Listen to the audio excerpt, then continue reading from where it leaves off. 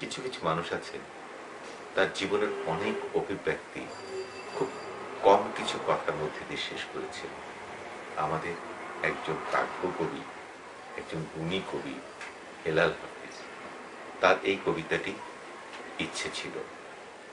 এই ইচ্ছে আমার, আপনার সবার মধ্যেই থাকে, তার প্রিয়তমাকে সম্রাজ্ঞী করবে।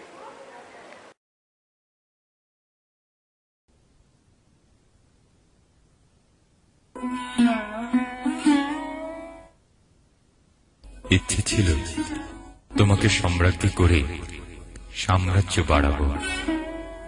ইচ্ছে ছিল তোমাকে সুখের পতাকা করে শান্তির কপট করে হৃদয়ে উড়াবো। ইচ্ছে ছিল সুনিপুণ মেকআপম্যানের মতো সূর্যালোকে কেবল সাজাবো।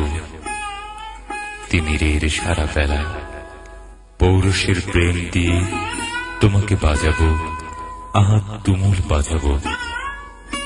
ইচ্ছে ছিল নদীর বক্ষ থেকে জলে জলে শব্দ তুলে রাখবো তোমার দুই লাজুক চঞ্চুতে। জন্মাবধি আমার শীতল চোখ তাপ নেবে তোমার দু চোখে।